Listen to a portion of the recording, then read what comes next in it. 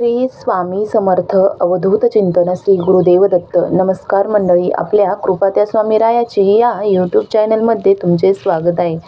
ब्रह्मांड नायक श्री स्वामी समर्थ महाराजांच्या कृपेने तुमचा दिवस आनंदात जावो आणि तुमच्या सगळ्या चांगल्या इच्छा पूर्ण हो ही स्वामींचरणी प्रार्थना. स्वामी भक्तांनो, बऱ्याचदा आपल्याला एखाद्या सेवा केंद्रामध्ये किंवा दत्त मंदिरामध्ये किंवा जिथे स्वामी समर्थ महाराजांचे काही मंदिर असेल तिथे 14वा अध्याय हा वाचायला सांगितला जातो. गुरुचरित्रातील 14वा अध्याय हा खूप महत्त्वाचा मानला जातो. परंतु हा गुरुचरित्रातील 14वा अध्याय का वाचावा, त्याचे फायदे काय आहेत आणि त्याचे महत्त्व काय आहे हे आपण या व्हिडिओद्वारे जाणून घेणार आहोत. त्यामुळे व्हिडिओ स्किप न करता शेवटपर्यंत नक्की बघा. चला तर मग जास्त वेळ न घालवता गुरुचरित्रातील 14वा अध्यायाचे फायदे आणि फलप्राप्ती जाणून घेऊया.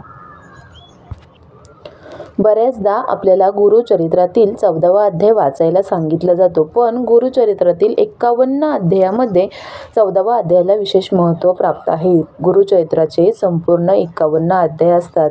53 अध्याय असतात. त्यापैकी गुरुचरित्रातील 14वा अध्याय हा खूप महत्त्वाचा मानला जातो. ज्या स्वामी भक्तांना रोजच्या अडचणीमुळे किंवा रोजच्या कामामुळे आता हे धावपळीचे जीवन असते, त्यामुळे गुरुचरित्र हा ग्रंथ वाचणे जमत नाही किंवा त्याचे काही नियम अटी असतात हे पाळणे शक्य होत नाही. त्यामुळे अशा भाविकांनी गुरुचरित्रातील 14वा अध्याय हा नक्की वाचावा. हा 14वा अध्याय वाचल्याने आपली कोणत्या संकटापासून सुटका होते आणि त्याची आपल्याला काय फलप्राप्ती होते हे आपण या व्हिडिओमध्ये समजून घेऊया. गुरुचरित्रातील 14व्या अध्यायाला विशेष महत्त्व का आहे, तर गुरुचरित्रातील 14वा अध्याय हा मेरुदंडाचा अध्याय म्हणून संबोधला जातो, ज्यामध्ये श्री नृसिंह सरस्वती यांचे परमशिष्य सायनदेव यांच्यावर श्री गुरूंनी केलेल्या विशेष कृपेचे चित्रण केले आहे. क्रूर यवनाथ शासन या नावाने हा अध्याय ओळखला जातो. सायनदेवाने श्री गुरु चरणाशी एकरूप होऊन वंश परंपरागत अढळ भक्ती मागितली आणि क्रूर यवनापासून सायनदेवाचे प्राण वाचून श्री नृसिंह सरस्वतींनी अभय देऊन वंश परंपरागत अढळ भक्तीचे आश्वासन दिले. गुरुचरित्राचे रचनाकार श्री सरस्वती गंगाधर यांचे हे या सायनदेवाचे वंशज. गुरुचरित्रातील 14वा अध्यायात आपल्या पूर्वजांच्या गुरुभक्तीचे वर्णन सरस्वती गंगाधर यांनी केले आहे, ज्याला सद्गुरू श्री नृसिंह सरस्वती यांचा विशेष आशीर्वाद प्राप्त आहे. तुझे पूर्वज आणि परमभक्त सायनदेवाचे चरित्र पठण वा श्रवण केल्याने भक्तांच्या इच्छित सर्व मनोकामना पूर्ण होतील, असे सरस्वती गंगाधर यांनी दृष्टांतिक वचन सद्गुरूंनी दिले. म्हणून या अध्यायाला जनमानसात विशेष महत्त्व प्राप्त झाले. हा सद्गुरू श्री नृसिंह सरस्वती यांचा आशीर्वादच म्हणावा लागेल. गुरुचरित्राचे एकूण 53 अध्याय असून यात सरस्वती गंगाधर यांनी दत्त अवतार, श्री नृसिंह सरस्वती यांची जीवनलीला आणि शिकवणीचे विस्तृत वर्णन केले आहे. तसेच भक्तांना श्री गुरुचे आलेले वेगवेगळे चमत्कारिक अनुभवही आपल्याला वाचायला मिळतात. गुरुचरित्राच्या 14व्या अध्यायाच्या नित्यपठणाचे विशेष असे महत्त्व आहे, ज्यामुळे जीवनातील संकटांचा नाश होऊन सद्गुरू कृपेने आपण जीवनाच्या या महासागरातून सहज विहार करू शकतो आणि त्याचा आनंदही घेऊ शकतो. गुरु आशीर्वादाने 14व्या अध्यायातील प्रत्येक ओळीला विशेष असे महत्त्व झाले आहे, ज्यामुळे 14वा अध्यायाचे नित्यपठणाने अनेक प्रकारे गुरुकृपा आपल्यावर होत असते. या अध्यायाची सुरुवात सद्गुरू दत्त अवतार श्री नृसिंह सरस्वती यांच्या दिव्य स्वरूप वर्णनाने होते. ते स्वरूप खरंच मानवी आकलनाच्या पलीकडे असून अमर्याद आणि अनंत आहे. ते पठण किंवा श्रवण करताना सद्गुरूंच्या स्वरूपावर लागलेले ध्यान आपल्याला जन्ममृत्यूच्या फेऱ्यातून मुक्त करून मोक्षपदास घेऊन जाते.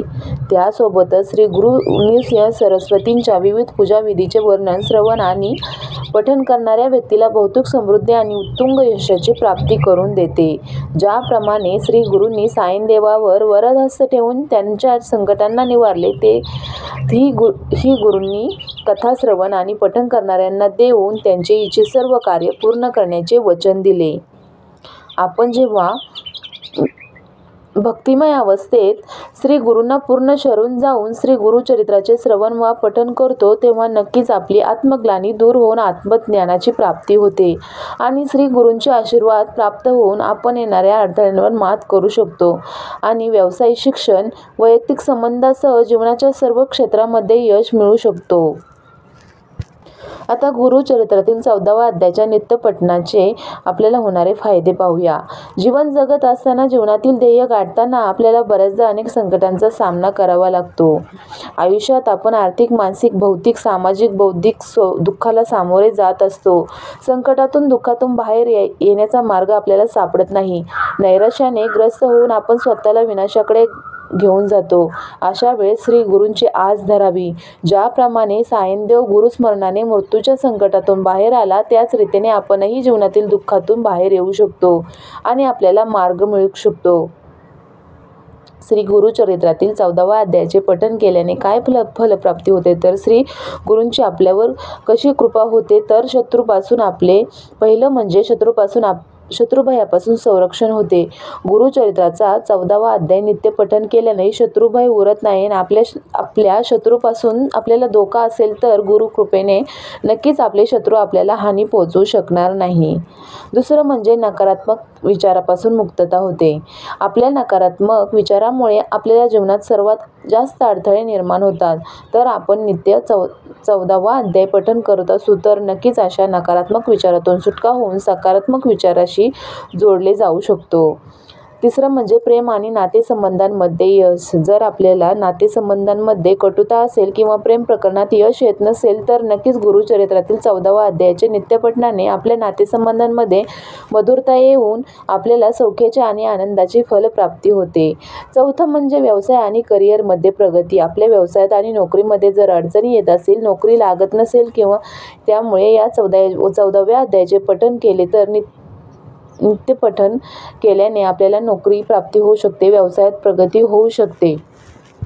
आता 5वी फलप्राप्ती म्हणजे कायदेशीर विवादापासून संरक्षण. जर आपण कोर्ट कचेरीतील विवादांमध्ये गुरफटून गेलो असेल आणि मानसिक त्रासातून जात असेल तर गुरुचरित्रातील 14वा अध्यायासोबत नित्य श्री गुरूंचे स्मरण करावे. लवकरच यश प्राप्ती होते. 6वं म्हणजे ग्रहांच्या प्रभावापासून संरक्षण होते. आपण जर ग्रहांच्या दुष्टचक्रात अडकलेला असाल आणि आपली ग्रहस्थिती जर खराब असेल आणि आपल्या कुंडलीत अशुभ फळ देणारे असेल तर गुरुचरित्राचा 14वा अध्याय नित्य पठण करावा. 7वं म्हणजे तणावातून मुक्तता. आपण तणावग्रस्त असाल, कोणत्याही काळजीने आपल्याला पोखरून काढलेले असेल तर अशा स्थितीमधून बाहेर येण्यासाठी आपण नित्य गुरुचरित्राच्या 14व्या अध्यायाचे पठण केले पाहिजे आणि वाचन केले पाहिजे. तर स्वामी भक्तांनो, असे हे 14व्या अध्यायाचे महत्त्व आहे आणि त्याची हे फलप्राप्ती आहे. त्यामुळे आपण न चुकता 14वा अध्याय वाचायला विसरू नका. जरी आपल्याला गुरुचरित्र हा ग्रंथाचे पारायण करणे जमत नसेल तर हा 14वा अध्याय नित्य वाचावा. त्यामुळे आपल्या जीवनात अशक्यही ते शक्य होते, आपल्याला यश प्राप्ती होते. तर स्वामी भक्तांनो, तुम्हाला जर व्हिडिओ आवडला असेल तर लाईक करा, शेअर करा. चॅनलवर जर नवीन असाल, माझा आवाज जर पहिल्यांदाच ऐकत असाल तर चॅनलला सबस्क्राईब करा, नोटिफिकेशन बेल चालू करा आणि असेच नवनवीन माहितीपूर्ण व्हिडिओ पाहण्यासाठी माझ्या चॅनलला सतत भेट देत राहा. आणि माझ्याबरोबर तुम्ही सगळ्यांनी एकदा म्हणा, श्री स्वामी समर्थ. जय